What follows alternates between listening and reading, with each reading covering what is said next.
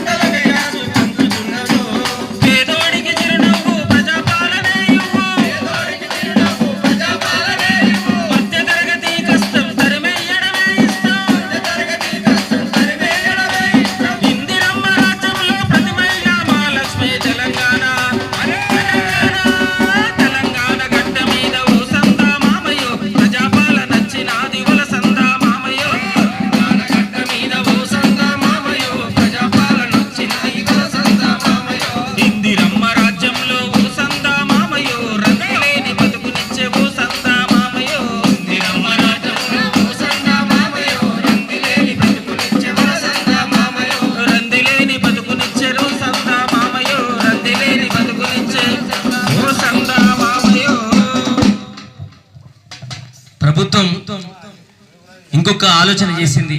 పల్లెల లోపల నిల్వ నీడ లేక పేదరికం లోపల మగ్గుతున్న వాళ్ళు, ఇల్లు లేక జాగలేని వాళ్ళ కోసం నియోజకవర్గానికి 3500 ఇళ్లను ప్రభుత్వం కేటాయించింది. వాళ్ళ యొక్క లిస్టు కూడా తయారు చేసి వాళ్ళకి ఖచ్చితంగా ఇందిరమ్మ ఇల్లు కట్టిస్తని చెప్పి మాట ఇచ్చింది.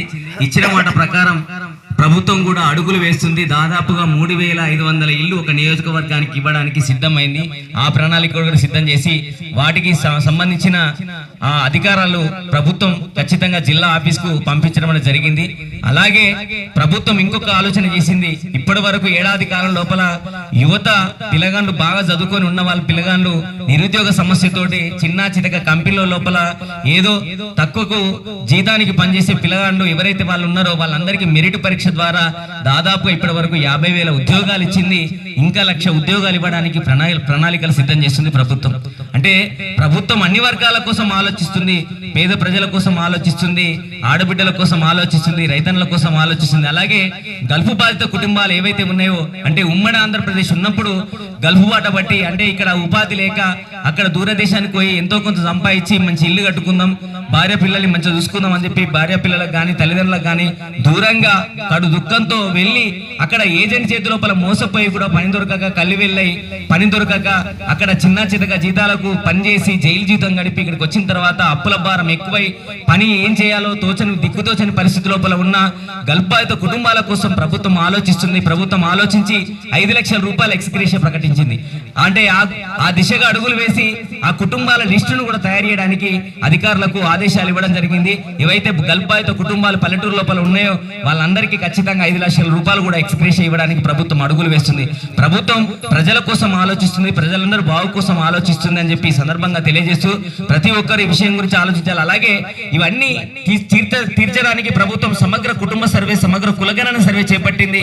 ప్రతి ఇంటికి అధికారులను పంపించి మన ఇంటికి వచ్చిన తర్వాత అధికారులు మనకు రేషన్ కార్డు ఉందా, ఆధార్ కార్డు ఉందా, బ్యాంక్ అకౌంట్ ఉందా, ప్రభుత్వం నుంచి పథకాలు వస్తున్నాయా లేదా, ప్రభుత్వం నుంచి ఏదైనా లబ్ధి చేకూరుతుందా లేదా, మనకు ఏదైనా రిజర్వేషన్ వచ్చిందా లేదా, మన పిల్లలకు ఉద్యోగం వచ్చిందా లేదా, మనకు రేషన్ కార్డు ఉందా లేదా, ఇవన్నీ వివరాలు మనం అడిగి తెలుసుకున్నారు. మనకు భూమి ఎంత ఉందనే విషయాలు అడిగి తెలుసుకున్నారు. అప్పుడు ఖచ్చితంగా మనం ఏ విషయాలు కూడా దాయకుండా గోప్యంగా ఉంచకుండా ఖచ్చితంగా వివరాలు తెలియజేసినట్లయితే ప్రభుత్వం నుంచి ఇంటికి ఏ లబ్ధి చేకూరాలి, ఏ పథకం అవసరం అనే విషయాన్ని ప్రభుత్వం ఖచ్చితంగా ఆలోచించి పునరాలోచించి పథకాలు ఖచ్చితంగా ప్రతి ఇంటికి చేరవేస్తుంది. కాబట్టి దయచేసి అధికారులు వచ్చినప్పుడు వాళ్ళకి సహకరించండి. ఎవరైతే కులగణన సర్వే లోపల, కుటుంబ సర్వే లోపల పాల్గొనని వాళ్ళు ఖచ్చితంగా మళ్ళీ అధికారులను సంప్రదించి మన వివరాలు వాళ్ళకి తెలియజేసినట్లయితే ప్రభుత్వం నుంచి ఏ పథకం మనకు రావాలో ఖచ్చితంగా అది అందుతుందని చెప్పి ఈ సందర్భంగా తెలియజేస్తూ ఇది ప్రభుత్వానికి ప్రజలకు మధ్యన వారధిగా ఉన్న తెలంగాణ సాంస్కృతిక సారథి కళాకారులను ప్రభుత్వం నిర్ణయించి ప్రజాపాలన, ప్రజా విజయోత్సవాల్లో భాగంగా జిల్లా కలెక్టర్ గారి ఆదేశానుసారం జిల్లా పౌర సంబంధాల అధికారి గారి నేతృత్వం లోపల మన మండల ఎంపీడీఓ గారు, మన పంచాయతీ సెక్రటరీ గారు, పంచాయతీ సిబ్బంది గారి ఆధ్వర్యం లోపల ఈ కార్యక్రమం మన గ్రామం లోపల, మన కల్లెడ గ్రామం లోపల నిర్వహించడానికి ఇక్కడ పంపించడం జరిగింది. మాట పాట రూపం లోపల ఈ కార్యక్రమం ఇక్కడ నిర్వహించడానికి సహకరించిన మా అన్నలకు, తల్లులు, అక్కడ దూరాన్ని ఉన్న తల్లులందరికీ, మన రైతన్నులకు ప్రతి ఒక్కరికి పేరున కృతజ్ఞతలు తెలుపుతూ ముగిస్తున్నాం. థ్యాంక్ యూ, ధన్యవాదాలు.